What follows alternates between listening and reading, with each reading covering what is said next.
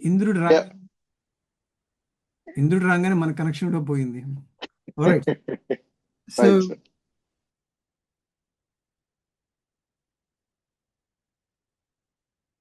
మునివేషం సహస్రాక్షం, మునివేషంలో ఉన్న సహస్రాక్షుడు ఇంద్రుడు తెలుసుకొని విజ్ఞాయ తెలుసుకున్నా కానీ, ఓ రఘునందన, ఓ రామ, మతించకార, మతి భ్రంశం అవటం వల్ల, దుర్మేధ, బుద్ధి కూడా నశించడం వల్ల, దేవరాజ కుతూహల, దేవరాజుడి మీద ఉన్న కుతూహలంతో మతి బుద్ధి మొత్తం చెడిపోయేట్టు ఆవిడ అలా అయింది.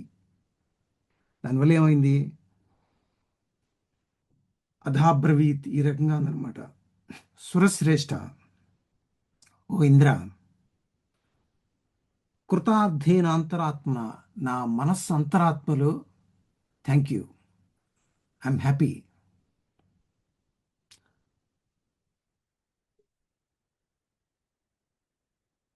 అధాబ్రవీత్ సురశ్రేష్ఠ కృతార్థేంతరాత్మన కృతార్థోస్మి.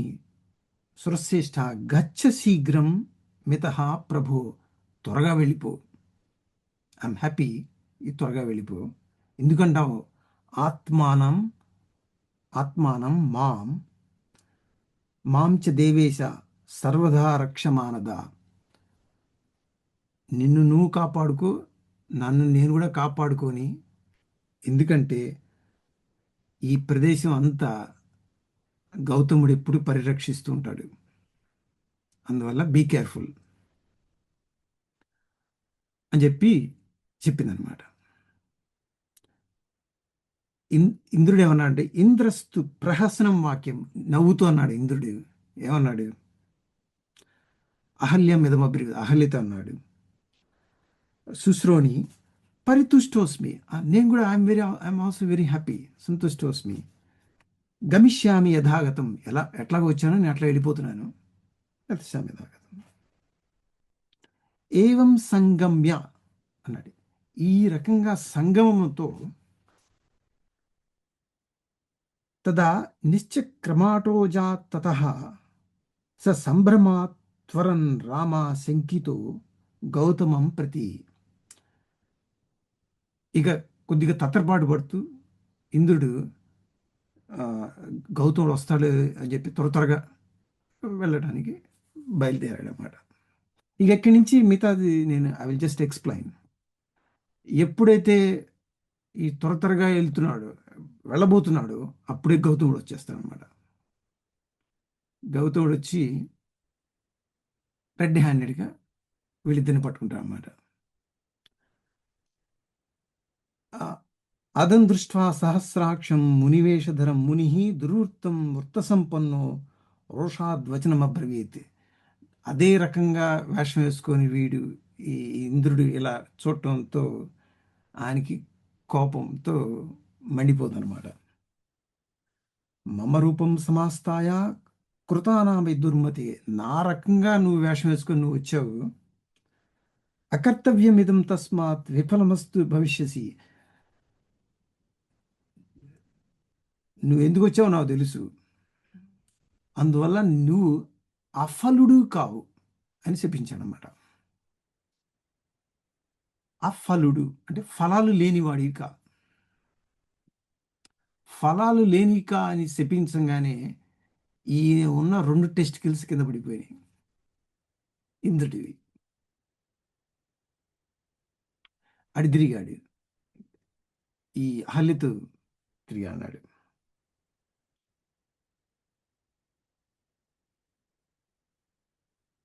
తథాస్త్యావానైవ చక్రం అహల్యామపి శాస్తవాన్ ఇహ వర్ష సహస్రాణి. ఇక్కడి నుంచి శబ్దం పెడుతున్నాడు అనమాట. ఇహ వర్ష సహస్రాణి బహూని త్వం నివస్యసి. వర్ష సహస్రాణి, 1000 సంవత్సరాలు.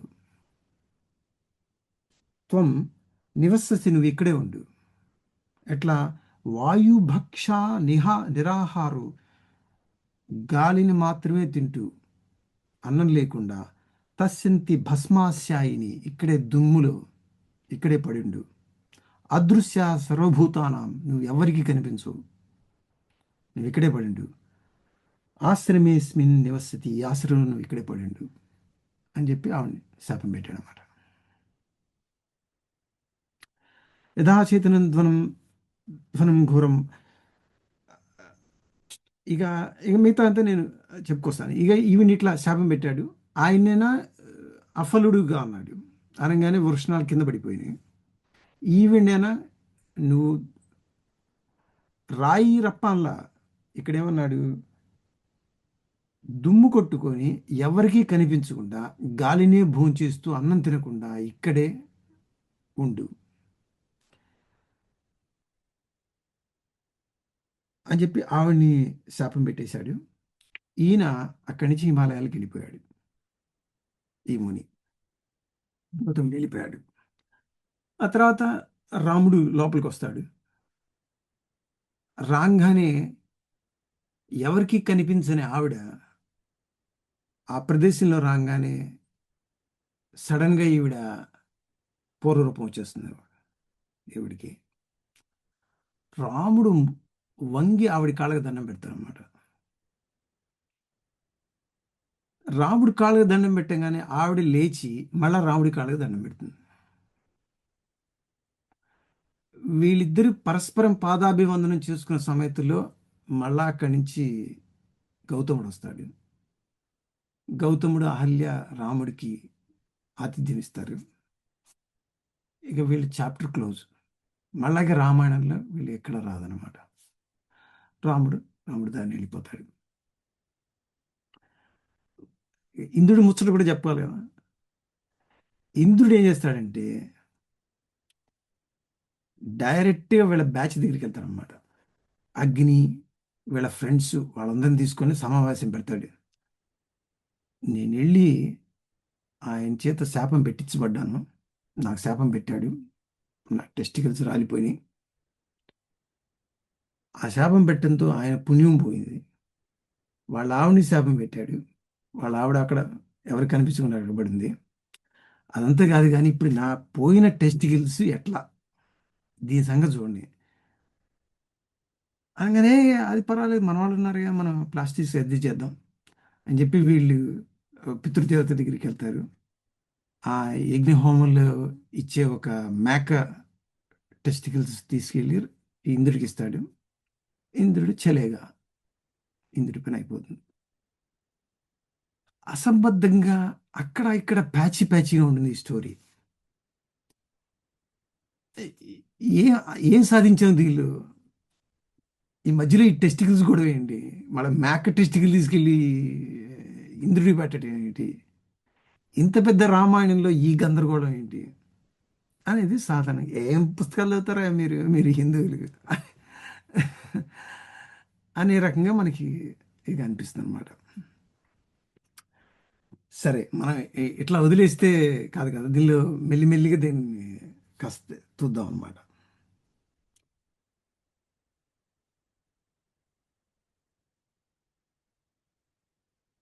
ఇక్కడ మెయిన్గా ప్రాబ్లం, దీన్ని ఒక లేయర్లో మనం దీన్ని ఆన్సర్ పట్టుకోలేము సార్. అందువల్ల దీన్ని 3 లేయర్స్ 4 లేయర్స్గా చేద్దాం. ముందు ప్రాథమికంగా మామూలుగా మాట్లాడుకునే ప్రాథమిక ఒకటి, కాస్త మెచ్యూరిటీ ఒకటి, ఇంకాస్త మెచ్యూరిటీ ఒకటి, హయ్యర్ లెవెల్ మెచ్యూరిటీ ఒకటి. 4 లెవెల్లో కనుక మనం దీన్ని ట్రై చేస్తే కనుక మనకి ఏమైనా కొద్దిగా అందుతుందేమో చూద్దాం. ఫస్ట్ ప్రైమరీ లెవెల్లో చూద్దాం. అందరూ ఋషులు మామూలుగా హిమాలయాలకు వెళ్ళి పూజలు జపాలు బ్రహ్మ గురించి తపస్సు చేయటం అది ఇది తపస్సు చేస్తుంటారు అనమాట. ఎక్కడ ఫ్యామిలీ బ్యాచ్గా వెళ్ళిన వాళ్ళు ఎక్కడ ఉండరు. ఏ రాక్షసులైనా కానీ తపస్సుకి వెళ్ళేటప్పుడు వాళ్ళు ఒంటరిగా వెళ్ళి తపస్సు అది ఇది చేసి బ్రహ్మ దగ్గర నుంచి వరము, శివుడి దగ్గర నుంచి వరము.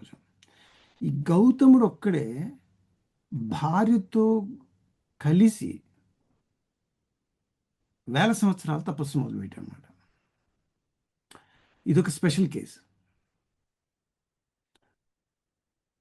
వీళ్ళకి ఒక పిల్లవాడు ఉన్నాడు, శతానందుడు అని.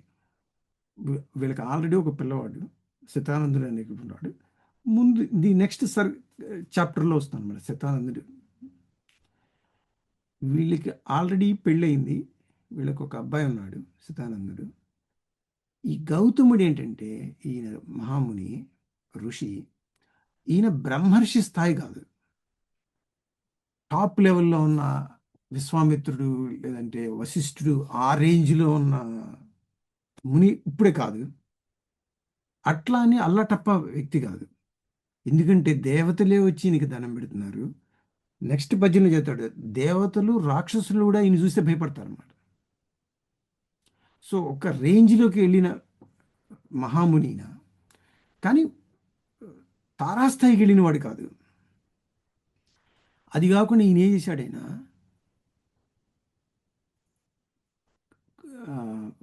కుటుంబ వ్యవహారాల్లో ఉన్నవాడు అన్నమాట. వానప్రస్థాశ్రమ సన్యాసంలో అట్లా వెళ్ళినవాడు కాదు. గృహస్థాశ్రమంలో ఉంటూ భార్యను దగ్గర పెట్టుకొని చేస్తున్న వ్యక్తి అనమాట ఈయన. బానే ఉంది. గృహస్థాశ్రమం అంటే నువ్వేం చేయాలి? కరెంట్ బిల్ కట్టుకోవాలి, స్కూల్ పిల్లలు అది ఇది అవన్నీ చేయాలి కదా. ఈయన ఏం చేస్తున్నాడు? సంవత్సరాలు సంవత్సరాలు పూజలో కూర్చుంటాడు అనమాట. తపస్సు చేస్తున్నాడు అనమాట. అదే స్థాయిలో భార్య రెజినేట్ కావట్లా. ఓకే, పక్కన ఉంటుంది, ఆవిడ చేస్తుంది, ఆవిడ గొప్ప శక్తివంతమైంది. కానీ ఆవిడ మనసులో ఇంకా ఏవో కోరికలు ఉన్నాయి. ఇంకో పిల్లవాడు కావాలనో, ఇంకో రకమైన వీళ్ళు వాళ్ళిద్దరి మధ్య అంతరం అనేది కొద్దిగా గ్యాప్ ఉంది. అలా అనుకోవచ్చు. ఆ అంతరాన్ని ఇంట్లో లేనప్పుడు, ఎక్కడికో వెళ్ళినప్పుడు అన్నాడు. ఎవడైనా ఒక హస్బెండ్ 5 నిమిషాలు బయటికి వెళ్ళంగానే ఎవడో వచ్చి కెలకే ప్రసక్తి అనేది జరగదు. ఈయన సహస్రాక్షుడు, అంటే ఇంద్రుడికి 1000 కళ్ళున్నాయన్నమాట. ఈ ఇంద్రుడు క్యారెక్టర్ మనం అర్థం చేసుకుంటే సార్, ఇలాంటి ఋషుల్ని ఆయన వందల మంది చూశాడు. గౌతముడికి ఇది మొదటి కానీ ఎంతోమంది మునుల్ని పడగొట్టడం, వాళ్ళు తపస్సు చేసుకున్నప్పుడు వాళ్ళ దగ్గరికి వెళ్ళి వాళ్ళ సత్తా చుట్టం, రాక్షసులను పడగొట్టడం, ఇవన్నీ ఇంద్రుడికి ఒక లెక్క కాదు. ఇట్లాంటివి ఎన్నో చేశాడు. ఇవన్నీ చేసి ఆయన పైకి వెళ్ళాడు అన్నమాట ఇంద్రుడు. సరే, మరి ఈ ఇంద్రుడికి ఇదేం బుద్ధిరా? నువ్వు ఓకే, ఇన్ని రకాలు నువ్వు చేసావన్నావు కదా, నీకు ఇంద్రుడికి ఇదేం బుద్ధి అని మనకు ఒక ఒక ఆలోచన వస్తుంది. మనం ఒక హైరార్కీలో తీసుకుంటే కనుక, టాప్ నుంచి బాటమ్ లెవెల్ హైరార్కీ తీసుకుంటే, లోయెస్ట్ ఆఫ్ లోయెస్ట్లో ఉండేది రాళ్ళు రప్పలు. వాటిలో ఉన్న చైతన్యం ఉన్నా కానీ అది నిద్రాణ స్థితిలో ఉంటుంది, స్లీపీ స్టేజ్లో. దానికంటే కొద్దిగా ఉన్నవంటి ఈ అమీబా, యుగ్మీబా, చిన్న చిన్న పురుగులు, జీవులు. అక్కడి నుంచి పైకి పైకి పైకి పైకి వస్తాయి కనుక జంతువులు అనే తర్వాత వచ్చేది మనిషి. మనిషిలో ఇంకా ఇంకా పైకి వెళ్తున్న కొద్దిగా ఇంకా చిన్న గరుడు, గంధర్వ, యక్ష, కిన్నెర, పురుషులు, వాళ్ళు వీళ్ళు ఆ లిస్ట్ వేసుకొని లాస్ట్ స్టేజ్కి వచ్చేది ఇంద్రుడు అనమాట. ఇక ఇంద్రుడి రెల్మ్ దాటి పైకి వెళ్ళామంటే బ్రహ్మ విష్ణు మహేశ్వరులు వస్తారనమాట. సో ఇంద్రుడనే వ్యక్తి, അല്ലെങ്കിൽ ఇంద్రుడనే ఒక పోస్టు, അല്ലെങ്കിൽ ఇంద్రుడనే ఒక వ్యక్తి ఎప్పుడు కావాలంటే అప్పుడు బ్రహ్మ దగ్గరికి వెళ్తాడు, ఎప్పుడు కావాలంటే అప్పుడు విష్ణు దగ్గరికి వెళ్తాడు అనమాట. వాళ్ళతో దాదాపు సమానమైనటువంటి స్థాయి అనమాట ఇంద్రుడు. అందువల్ల ప్రతి రాక్షసుడి టార్గెట్ ఏంటంటే ఇంద్రుడి దగ్గరికి వెళ్ళి కొట్టడం అనమాట. ఎందుకంటే నెక్స్ట్ బ్రహ్మ విష్ణు మహేశ్వరులే అనమాట. ఇక ఇంద్రుడిని కొట్టామంటే మనం అన్ని కొట్టేసినట్టు అనమాట. అది ఇంద్రుడి యొక్క లెవెల్. చాలా హై లెవెల్ మెచ్యూరిటీ పర్సన్ అనమాట. కానీ ఈ ప్రకృతి మాయ అనేది తీసుకుంటే లోయెస్ట్ లెవెల్లో మాయ యొక్క ప్రభావం చాలా బలంగా ఉంటుంది. జంతువులు ఉన్నాయి, సాధారణ తీసుకుంటే జంతువుల మీద ఈ మాయా ప్రభావం చాలా ఎక్కువ. అందువల్ల వాటికి నిద్ర, ఆకలి, మైథునం ఈ మూడే. ఇక నేనెవరు అనే కాన్షియస్ కూడా దానికి ఉండదు అనమాట. నేనెందుకు అన్ని గొర్రెలు వెళ్తుంటే దాని వెనక నేను ఎందుకు పోవాలి, నేననే కాన్షియస్ ఉంటేనే నేను ఎందుకు పోవాలి అనేది వస్తుంది అనమాట. అది నేనే అనేది లేపడంతో ఒక ఒక యంత్రంలాగా పనిచేస్తుంటుంది అనమాట, యాంత్రికంగా. ఎందుకంటే మాయ చాలా బలంగా ఉండే వాటి మీద అనవసరంగా వాడికి శత్రుత్వం ఉన్నా లేకపోయినా పోయి పట్టం, తింటాం, ఎవరితోనైనా అది సంసారం చేయటం, ఎక్కడైనా ఏదైనా తింటాం, ఎవడన్నా కొడితే అటు వెళ్ళిపోవటం, నువ్వెందుకు నన్ను కొడుతున్నావు అనే స్థితి రాదనమాట. అదే మనిషి కాస్త దానికంటే కాస్త ఎక్కువ. అందరూ ఒక రకంగా కానీ కొంతమంది నేనెవరు, నేను ఎక్కడి నుంచి వచ్చాను, నేను ఎందుకు వెళ్ళాలి, వాడి మీద మాయా ప్రభావం కాస్త తక్కువ, మిగతా వాళ్ళ మీద ఎక్కువ ఉన్నాయి. ఈ ఉన్న మాయ కూడా కాసేపు పనిచేస్తుంది, కాసేపు వదిలిపెడుతుంది, మళ్ళీ కాసేపు పనిచేస్తుంది. కాసేపు రామ కృష్ణ అన్నా కానీ నెక్స్ట్ వచ్చేసరికి మన శాలరీ అంతా ఏమొచ్చింది, అది వచ్చింది, వాడు అట్టన్నాడే వీడు ఇట్టన్నాడే, మళ్ళీ దానిలో పడుతుంటాం అనమాట. ఆ ప్రభావం మన మీద జంతువులంతా లేకపోయినా కానీ మన మీద బాగా ఉంటుంది అనమాట. అయితే పైకి పైకి పైకి వెళ్తున్నప్పుడు ఈ మాయ యొక్క ప్రభావం వీకర్ వీకర్ వీకర్ వీకర్ అయి వస్తుందన్నమాట. అది దాదాపు ఈ దేవతల దగ్గరికి వచ్చేసరికి మాయా ప్రభావం చాలా తక్కువ. అందువల్ల వాళ్ళకి ఆకలి, దప్పిక, కోపాలు, ఈర్ష్య, దేశం, రాగాలు ఇవన్నీ వాళ్ళ మీద ఏమి ఉండవు. వాళ్ళ మీద అట్లా అని చెప్పి they are not 100% out of maya domain. అసలు మాయ ఏమాత్రం అంటుకొని వాళ్ళు ఏమనంటే ఇక బ్రహ్మ విష్ణు మహేశ్వర స్థాయి అనమాట, వాళ్ళకి మాయకు అతీతులు. కానీ ఆయనకంటే కొద్దిగా తక్కువ స్థాయిలో ఉన్నాడు కాబట్టి ఈయన మీద అల్పమాత్రంగా ఉంటుందన్నమాట, ఇంద్రుడి మీద. అది కింద కింద ఉన్న వాళ్ళ మీద మాయా ప్రభావం చాలా బలంగా ఉంటుందన్నమాట. ఒక రకం ఒకటి ఒక ఎక్స్ప్లెనేషన్. రెండవది ఏంటంటే ఈ విష్ణువు లేదంటే ఈ అవతారంలో వచ్చిన రాముడు, వీళ్ళు ప్రైమ్ మినిస్టర్ వచ్చిన వాళ్ళలాగా అనమాట. వీళ్ళు రాబోయే ముందే ఒక సెక్యూరిటీ వచ్చి మొత్తం చెక్ చేయటం, అన్ని రోడ్లు సెక్యూరిటీ అవి ఇవి వీళ్ళ గ్యాంగ్ అంతా వచ్చి ఒక నెల రోజుల ముందే అన్ని రిహార్సల్ చేసుకొని వెళ్తారనమాట. అన్నీ ఓకే సార్ అన్నప్పుడు ఒక 5 నిమిషాలు ప్రైమ్ మినిస్టర్ వచ్చి వెళ్తాడు. రామావతారంలోకి విష్ణుమూర్తి రాబోయే ముందే ఆ మొత్తం పని ఇంద్రుడికి అప్పచెప్పారన్నమాట. ఏ రూపంలో కోతులుగా ఎవరెవరు జనించాలి, ఎవరెవరి లిస్ట్ ఉంది ఇక్కడ, ఈ రాముడు ఎవరెవరి దగ్గరికి వెళ్ళి ఈ వెళ్ళే దారిలో ఎవరెవరి దగ్గర కలవాలి, ఎవరిని కలవకూడదు, ఎప్పుడెప్పుడు రాముడికి అవసరం అవుతుందో అప్పుడు ఇంద్రుడు ఆ రథాన్ని పంపించటం, లేదంటే వాళ్ళకి సహాయం చేయడం కోసం వేరే వేరే ఋషుల్ని పంపించడం రాముడికి సహాయంగా, మొత్తం ప్రోటోకాల్ చూసేది ఇంద్రుడు అనమాట. మొత్తం మ్యాప్ గీసుకున్నప్పుడు దానిలోకి ఇమడని వాడు ఎవడన్నా ఉంటే అంటే ఈ ఈ గౌతముడు అనమాట. ఇప్పుడు ఒక్కొక్కరికి ఒక్కొక్కళ్ళ లెవెల్లో వర్క్ ఇచ్చారనమాట. వశిష్ఠికి ఎంతవరకు ఇచ్చాడు, రాముడికి నువ్వు పాఠాలు చెప్పేంతవరకే వర్క్, తర్వాత నువ్వు రాముడితో కలవడం లేదు. ఇక రాముడు వశిష్ఠుడితో మళ్ళా తిరిగి వచ్చినప్పుడు కలవటే అనమాట. ఇంటి దగ్గర నుంచి రాముడిని తీసుకెళ్ళి తాటకితో స్కెచ్ చేయించి తీసుకెళ్ళి రాముడి మ్యారేజ్ చేసే వరకు ఆయనకి వర్క్ ఇచ్చాడనమాట. ఇక ఆ తర్వాత ఇక విశ్వామిత్రుడు కనిపించాడు స్టోరీలు ఎక్కడ. ఇట్లా ఒక్కళ్ళకి ఒక్కొక్క వర్క్ ఇచ్చినప్పుడు ఈ ఈ ఆ, జనకుడి దగ్గరికి సీత దగ్గరికి వెళ్ళే రూట్లో ఈయన ఉన్నాడు, ఈయన ఆశ్రమం ఉంది. సపోజ్ రాముడు అదే రూట్లో వెళ్తున్నాడు అనుకోండి, ఈ ఆశ్రమానికి కనిపించకుండానే కొద్ది దూరం నుంచి వెళ్ళిపోతున్నాడు అన్నాను.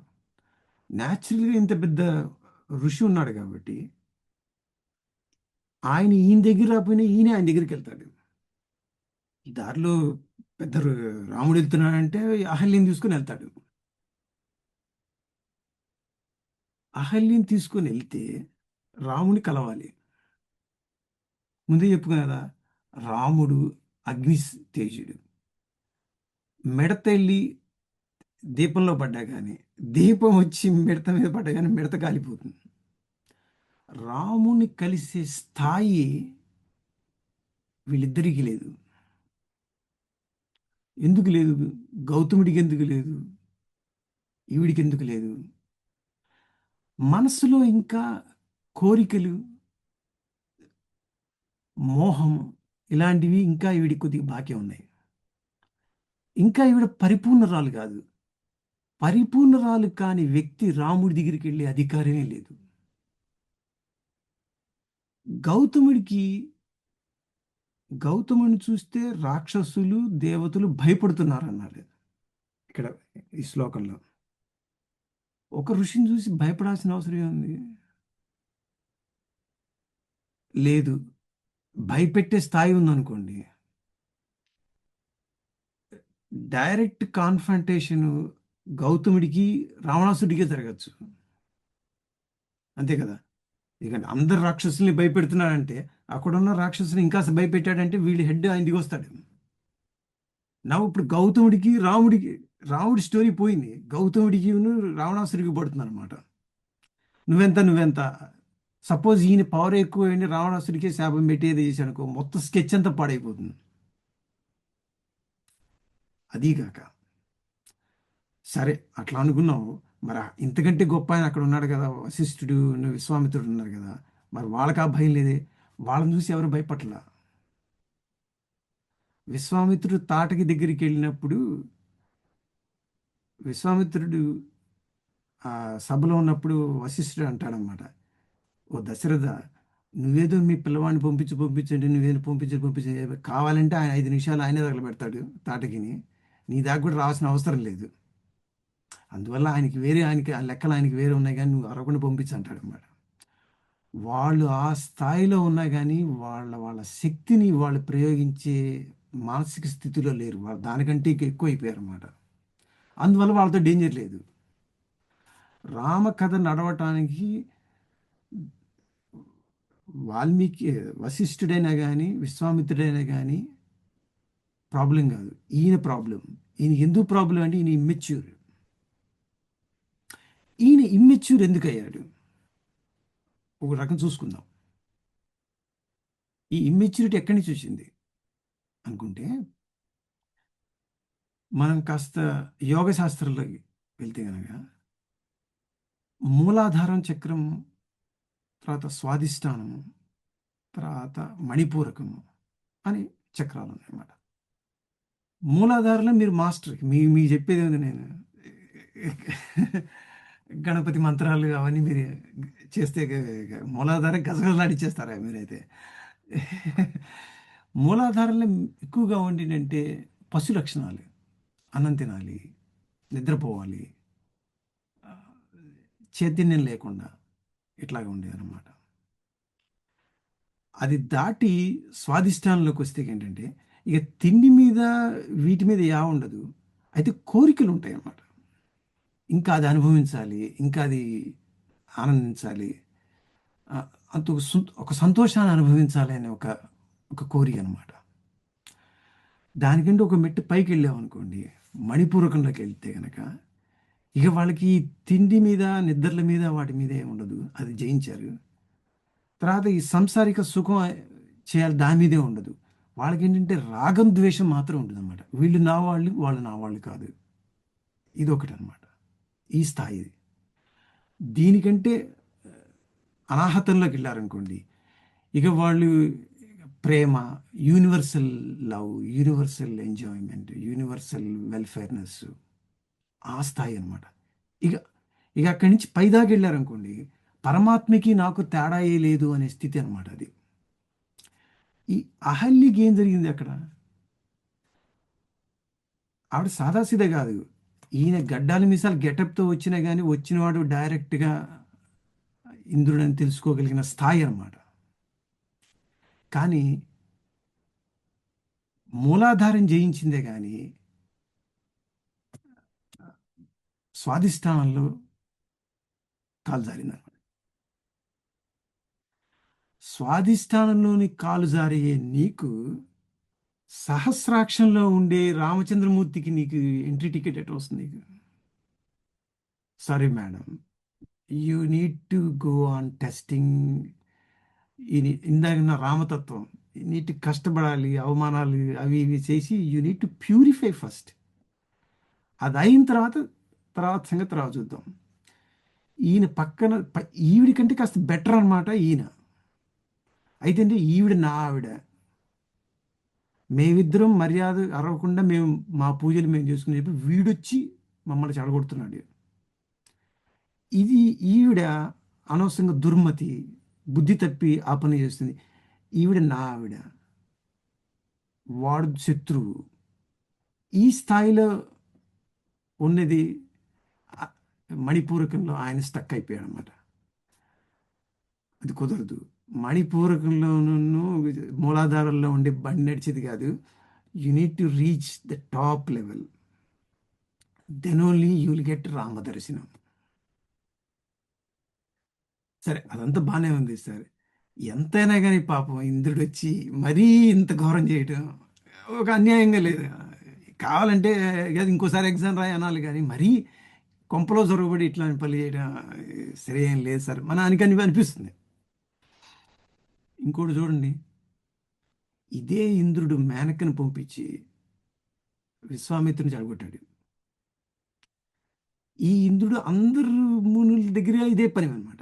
ఏదో రకంగా జజ్జనకర జనారే పెట్టి వాళ్ళని పడగొడతాం అనమాట. సపోజ్ ఈయన అంత దుర్మార్గుడైతే నెక్స్ట్ స్టెప్ వాళ్ళు ఏం చేయాలి? సపోజ్ మన్ని ఎవడో ఒక ఒక కానిస్టేబుల్ మన కొట్టాడు, మీరు రేపొద్దున ఐపీఎస్ ఆఫీసర్ అయ్యాడు. ఫస్ట్ దురద ఎక్కడ తీసుకుంటారు? రేపు వీడి పోస్టింగ్ ఎక్కడుందో చూడరా, రైట్రా సినిమా హాల్ దగ్గర లాటి తీసుకొట్టావు ఏంటిట్రా అని ఆ లెక్క సరిపోగొడతారు కదా. ఒక్క ఋషి కూడా వాళ్ళు ఈ తారాస్థాయికి చేరినప్పుడు మళ్ళా ఇంద్రుని జుట్టు పట్టుకొని కొట్టిన చరిత్రే లేదనమాట. వాళ్ళు అర్థం చేసుకునేది ఏంటంటే this man is testing our weakness, so there is no animosity against him. మనలో ఎక్కడెక్కడైతే వీక్ పాయింట్ ఉందో అక్కడ వీక్ పాయింట్ కొడతాడనమాట. అదే మనం స్ట్రెంగ్త్ స్ట్రాంగ్ చేసుకుంటే ఇక ఆయన మీద మనకి ఇంత లెక్కే ఉంది మనకి, మనం డైరెక్ట్ విష్ణు బ్రహ్మతో చూసుకుందాం. కానీ రాక్షసులకి మునిలకి తేడా అనమాట. రాక్షసుడు వరం తీసుకోగానే ముందు చేసే పని ఏంటంటే ఎక్కడున్నాడు రా అని చెప్పి ఈయన వెనకాల పడతారనమాట. బట్ ముని ఈ రాగము ద్వేషం ఇవన్నీ దాటిన స్థాయి కాబట్టి ఇంద్రుడితో పెద్ద ఆ, విరోధం అట్లా ఏమి ఉండదు. వీళ్ళిద్దరూ రామదర్శనం అయిన తర్వాత ఆ రాముడు అటు పోగానే రే డైలీ 525554 వేర్ ఇస్ ఇంద్ర ఇక్కడ రారా అని చెప్పి శాపం పెట్టాలి కదా. They didn't do, nothing happen. ఇది ఎలా అర్థం చేసుకోవాలంటే పలు కోణాల్లో మనం దీన్ని ఆలోచిద్దాం. మన టేబుల్ మీద ఒక ఒక గాజు గ్లాస్ పెట్టాం, దానిలో నీళ్లు పెట్టాం, మన చెయ్యి తగిలి కింద పడింది, గ్లాస్ పగిలిపోయింది. మనం భూమిని తిడతామా? నువ్వు ఆకర్షించడం వల్లే అది పడిపోయింది, నీకు బుద్ధి లేదా, నేనేమో తప్పు చేశానా? అరే, ఎక్కడ గ్యాప్ అయితే ఉంటుందో అక్కడ నువ్వు పడిపోవటం అనేది సహజం. ఇది మాయా లోకం. ఎక్కడైతే నువ్వు స్ట్రాంగ్గా లేవో పడగొడుతుంది అనమాట. పడకుండా ఉండటం అనేది నువ్వు చేసుకోవాల్సింది తప్పించి భూ ఆకర్షణ శక్తిని నువ్వు తిట్టుకొని ఏం ప్రయోజనం లేదు. అలాగే ఇంద్రుడు, సరే వీళ్ళందరూ వదిలేద్దాం, అక్కడున్న విష్ణుమూర్తి అని చెప్పదు, రేపు బుద్ధి ఉందా లేదా నీకు, నీవు ఇంత టాలెంట్ ఉన్నా కానీ ఈ పనిలా చేసేది నువ్వు వాడిని టెస్ట్ చేయడానికి అని చెప్పి ఆయన తిట్టచ్చు కదా. అట్లా ఏం జరగలేదే. ఈయన ఈ విష్ణుమూర్తి దగ్గరికి మనకి తిరుపతిలోకి దర్శన టికెటే మనకు దొరకదు, ఈయన డైరెక్ట్ వైకుంఠంలో విష్ణుని చూస్తాడనమాట. మనమేనా పరమ భక్తులం, అసలు మన దగ్గర తప్పే లేదు, మనం విష్ణుమూర్తి దగ్గర లేదు, మరి ఇట్లాంటి పనులు చేసిన ఆయన డైరెక్ట్ వైకుంఠం వెళ్ళింది ఇదే చాలా అన్యాయంగా లేదు అసలు. అది అసలు దానికి ఒక లెక్క ఉంటుంది అన్నమాట. లెక్క ఏంటంటే running out of time sir. అడగదు. ఆ లెక్క ఏంటంటే ఈ ఇంద్రుడికి ఒక లక్షణం ఉంది. ఏ పని చేసినా కానీ తన కోసం చేయడు. ఇంద్రుడి లక్షణం జ్యేష్ఠ. జ్యేష్ఠ స్టార్ కూడా ఇదే లక్షణం అనమాట. ఎందుకంటే జ్యేష్ఠాన్ని తీసుకున్నా అంటే జ్యేష్ఠ నుంచి 180 డిగ్రీలో రోహిణి ఉంటుంది అనమాట. రోహిణి నక్షత్రం. రోహిణి అన్ని నక్షత్రాల్లో అత్యంత అందమైన నక్షత్రం అన్నమాట. అందం అంటే ఎలాంటి వంకర లేనిదే అందం. వంక పెట్టడానికి లేనిదే అందం అన్నమాట. వంక అనేది హల్య. హలం అంటే కనుక నాగలి, నాగలి వంకరగా ఉంటుంది. అహల్య ఎలాంటి వంకర లేనటువంటి అద్భుతమైన అందమైన ఉన్న ఆవిడ అహల్య. ఈ అహల్యకి కరెక్ట్గా 180 డిగ్రీస్లో ఈ జ్యేష్ఠ నక్షత్రం ఉంది కాబట్టి జ్యేష్ఠ నక్షత్ర అధిపతి ఇంద్రుడు. ఈ అహల్యకి ఎప్పుడు ఇంద్రుడి మీద దృష్టి. ఆస్ట్రాలజీగా తీసుకుంటే కనుక ఎందుకు అంటే ఉన్న అందరి వంటి శక్తివంతుల్లో కూడా ఇంద్రుడి టాపు. ఉన్న ఐశ్వర్యాలందరిలోకి ఇంద్రుడి టాపు. ఉన్న అందం అన్నింటిలోకి ఈయన మహాసుందరగాడు. ఇప్పుడు సల్మాన్ ఖానే వచ్చి, ఇప్పుడు ఈ సల్మాన్ ఖాన్ ముసలోడే ఉంటాడు, ఇప్పుడు ఎవడున్నాడో తెలియదు. ఏదో పెద్ద హీరోయిన్ వచ్చి ఓ పక్కింటి అమ్మాయిని ఓ యువర్ లుక్ సో బ్యూటిఫుల్ అన్నాను. పెద్ద సినిమా హీరో వచ్చి మనకి బ్యూటీ. అదే మనలాంటి వాడు ఏమన్నాడు ఇటు చూస్తే చెప్ప. కాబట్టి ఉన్నటువంటి అందరి అందగాళ్ళలోనూ అందరి శక్తివంతుల్లోనే నా అందాన్ని చూసి మెచ్చుకున్నాడంటే వావ్, ఐఆమ్ గ్రేట్. ఆ చిన్న కొసరు ఆవిడది మొత్తం అధోపాతాలకి తీసుకెళ్ళిపోయింది అనమాట. ఎందుకంటే సాధనలో అంత మెచ్యూరిటీ కాల. కాబట్టి మిత్రుడారా, సాధనలో కాలు జారి పట్టడం అనేది చాలా సహజం. జపమాల పట్టుకోగానే మన డైరెక్ట్ విష్ణుమూర్తి రాడు. చాలాసార్లు మనకి కొన్నాళ్ళు జరుగుతుంది, ఏదో చిన్న విషయం వస్తుంది, పూజ అవతల పారేస్తాం, మళ్ళీ తర్వాత ఏదో అట్లా కాదు మనం స్టార్ట్ చేయాలంటాం. ఇవన్నీ సహజం. రొటేషన్స్ ఇవన్నీ సహజం. ఇట్లాగా ఇంకో రకంగా చెప్పుకుంటే కనుక అసలు ఇంద్రుడికి శరీరమే లేదు, దేవతలకి శరీరం అనేది లేదు. ఈవిడ మానవ స్త్రీ. ఇంకా వాట్ ఆర్ యూ టాకింగ్?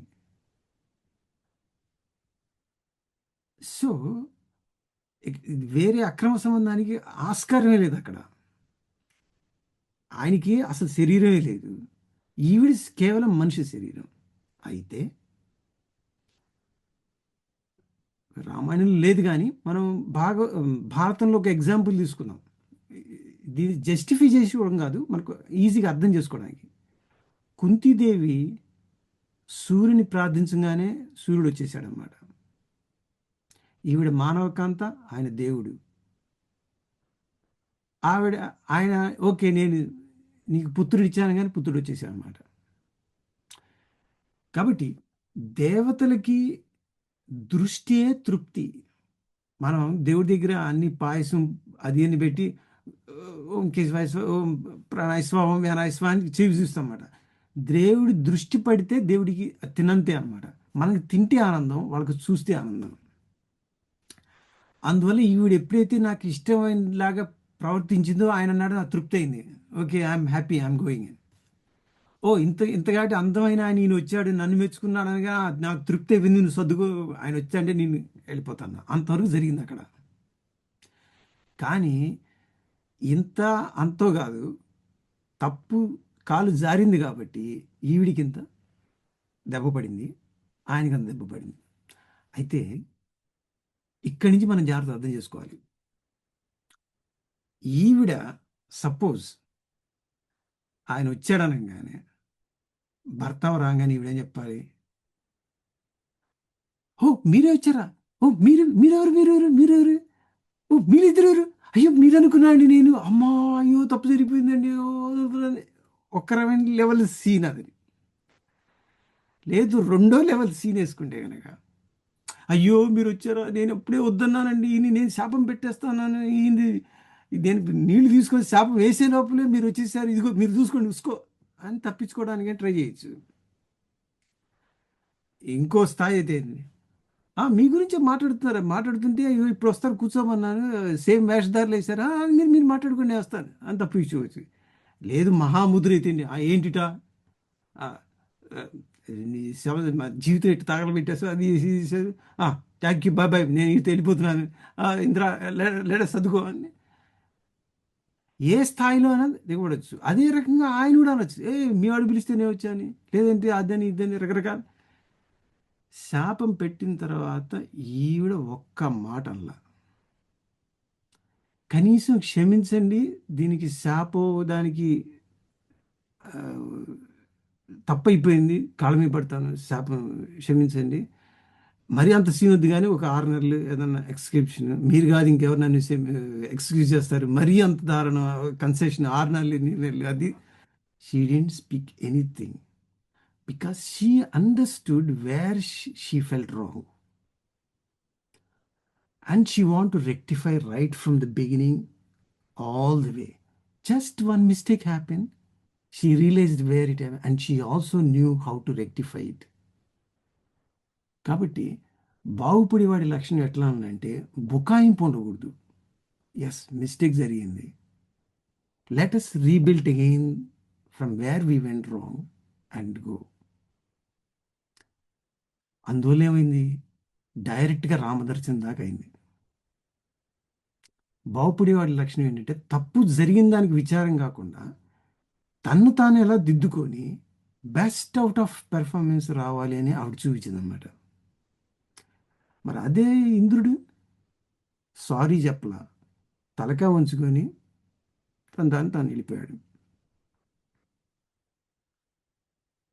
అయితే ఇంద్రుడి క్యాలిక్యులేషన్ ఏమై ఉంటుంది, 100 క్యాలిక్యులేషన్ లేకుండా ఇంద్రుడు దిగడు. ఇప్పుడు మనం ఒక ఎస్పీజీ కమాండోస్ని మనం పక్క దేశాలకు పంపిస్తున్నాం, వెళ్ళేటప్పుడే వీడికి 100 క్యాలిక్యులేషన్, వాళ్ళ చేతులు ఏ గన్నులు ఉన్నాయి, ఎంతమంది ఉన్నారు, ఎంతమంది ఎన్నిసార్లు రౌండ్లు పేలిస్తే వాళ్ళ దగ్గర ఎంత ఉంటాయి, ఎంతసేపు మనం వెనక్కి రాగలం, అన్ని లెక్కలు వేసుకొని దిగుతారనమాట. ఈ ఇంద్రుడు కూడా 100 కళ్ళు ఉన్నవాడు అనమాట. గౌతముడు ఏ రేంజ్ వాడు, మహాశాపం పెడితే ఏ రేంజ్లో పోతుంది, మనకి ఎంతవరకు నష్టం జరుగుతుంది, అన్ని లెక్కలు వేసుకొని ఇంద్రుడి దిగింది ఎవరంటే టార్గెట్ గౌతముడు, అహల్య జస్ట్ పాన్. ఎందుకు అలా జరిగింది అంటే, ఇవన్నీ నువ్వు చెప్పారా రామాయణం, నువ్వు ఎక్కడికి తీసుకొస్తున్నావు అని మీరు అడగద్దు. మనకున్న శ్లోకాలని వీ నీడ్ టు అండర్స్టాండ్. వీళ్ళిద్దరూ కలిసే హోమం చేయాలి, ఎందుకంటే గృహస్థాశ్రమంలో ఉన్నాడు. ఆవిడ రోజు సమిధలతో అగ్ని తీసుకొచ్చి హోమగుండలు వెలిగిస్తే ఈయన దానిలో ఆహుతులు వేస్తే కనుక అవి ఫలితాన్ని ఇస్తూ ఉంటాయి అన్నమాట. వీళ్ళిద్దరిలో ఒకళ్ళు అశుద్ధమైనా కానీ, వీళ్ళిద్దరిలో ఒకళ్ళు ఇంప్యూర్ అయినా కానీ రేపొద్దున అగ్ని వేస్తే పెళ్ళదన్నమాట, అవుట్. దట్ ఈజ్ ఎగ్జాక్ట్లీ ఇంద్రుడు want. He want to stop him progress. ఎందుకు ప్రోగ్రెస్, నువ్వు దేవతల్ని భయపెడుతున్నావు, రాక్షసుల్ని భయపెడుతున్నావు, నీ ఉద్దేశం, నీ పని అది కాదు. నీ పని నువ్వు రాక్షసుల్ని భయపెట్టాలంటే మేము ఉన్నాం, దేవతలు మేము వరం ఇచ్చేవాళ్ళగా నువ్వు భయపెడితే అట్లా. నీ పని నువ్వు చేసుకో, మా పని మేము చేస్తాం. నా పని నువ్వు చేస్తున్నావు అంటే నువ్వు పెద్ద ట్రబుల్ మేకర్. ముక్కు మూసుకొని తన పని తాను చేసుకున్న వాడిని ఎవరు ఇబ్బంది పెట్టరు. కానీ ఒక స్థాయి వెళ్ళిన తర్వాత లేనిపోయిన మన మీద వచ్చి పడుతుంటాయి అనమాట. ఈయన గౌతమ్ ఈ డెంట్ welcome, but he's coming on the way. So either he has to grown up to that level to overcome that, or he need to get away from this competition. So Indra is giving in a crossroad. Either you overcome these obstacles and to grow to higher level, or you fell down from the floor. నేరుగా నిన్ను కొట్టలేను కాబట్టి నీ పార్ట్నర్తో గిలిగింతలు పెట్టేస్తే రేపొద్దు నుంచి home out. ఒకటి. 2, రాముడు వెళ్ళే